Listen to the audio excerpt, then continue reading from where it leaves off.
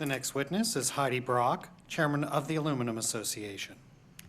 Good morning, and thank you for the opportunity to testify today. My name is Heidi Brock, and I'm the President and CEO of the Aluminum Association. I first want to express my appreciation to you, Ambassador Holloman, and to the interagency for inviting other sectors that are also affected by excess global capacity to testify at this hearing today. The Aluminum Association represents primary producers of aluminum, aluminum recyclers, and producers of fabricated products, as well as industry suppliers. Our more than 110 member companies operate approximately 170 plants in the United States and abroad.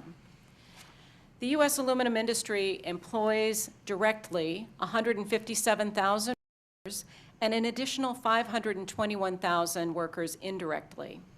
In total, our industry enabled $154 billion in economic output, accounting for almost 1% of U.S. GDP in 2013. The North American aluminum industry has a remarkable story to tell for the downstream sector, experiencing 36% growth in demand over 6 years and $2.6 billion in announced investment for U.S. manufacturing. That said, we have serious concerns for the upstream sector due to the recent surge and unabated expansion of Chinese production that is generating global overcapacity and deflated prices. Between 2013 and 2015, the U.S. industry as a whole grew by 3%.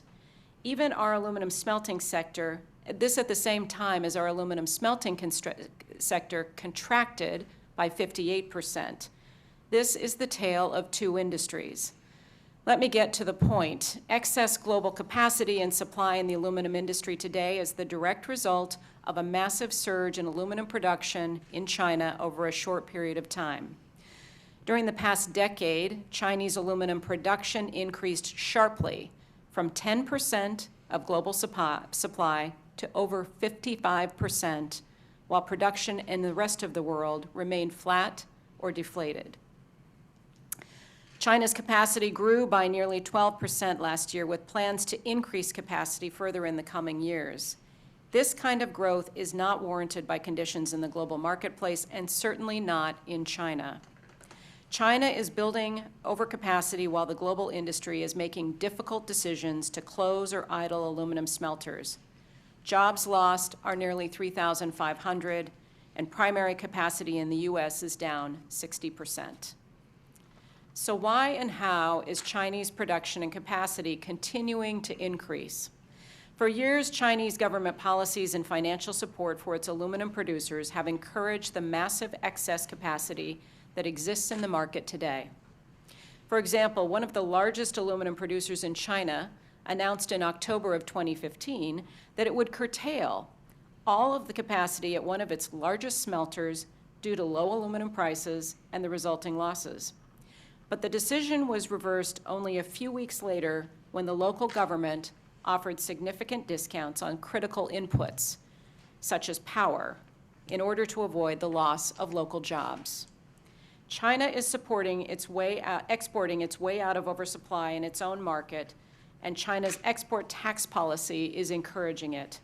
The government maintains a tax of 15% to discourage the export of primary aluminum, but it offers a 13% value-added tax rebate on the export of semi-fabricated aluminum products.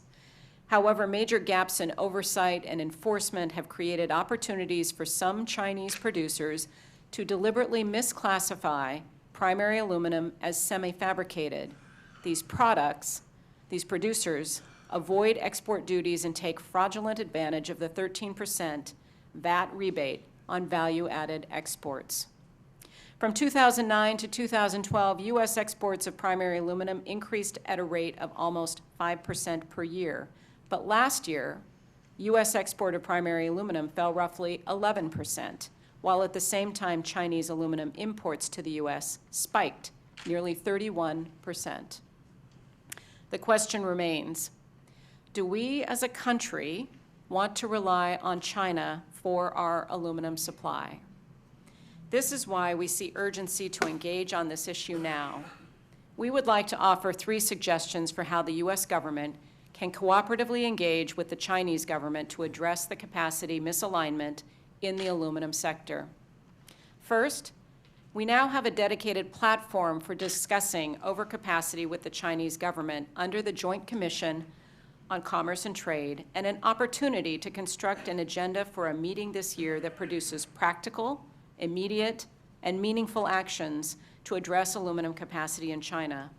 We should use the dialogue to obtain information and transparency about policies that encourage overcapacity. We should ask what the central government can and is doing to engage provincial and local governments to end subsidies.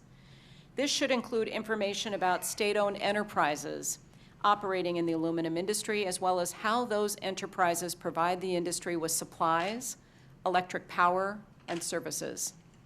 The dialogue must include a discussion on China's tax policies on aluminum exports. Chinese traders are gaming the system such that primary aluminum that does not qualify for the tax rebate is making its way into the U.S. market disguised as semi-fabricated product. The U.S. government should protest the Chinese government's announced plans to stockpile primary aluminum. This program serves only to prop up non-competitive smelting capacity, even while new capacity is being built. Most importantly, the dialogue should be used to obtain commitments that China will allow and encourage inefficient and antiquated facilities to close, and they should curtail greenfield capacity. Second, the United States should not grant market economy status to China this year. The aluminum industry and others are not operating in a competitive free market system. The U.S. government can and should continue to apply its right to assess the aspects of China's economy that are relevant to any U.S. trade enforcement action. At the same time, the USTR and Commerce Department must aggressively enforce anti-dumping orders, including investigating and penalizing transshipments through third countries that circumvent those orders or other tariffs. Third, China should be held to the commitments it has already made to reduce carbon emissions. China's carbon emissions from its aluminum sector far exceed other world suppliers in total and per ton of aluminum produced. China cannot meet its carbon reduction commitments without both eliminating energy subsidies and curtailing outdated carbon-intensive production in the aluminum industry. This is a large agenda, but we are gratified that dedicated discussions with the Chinese government have begun.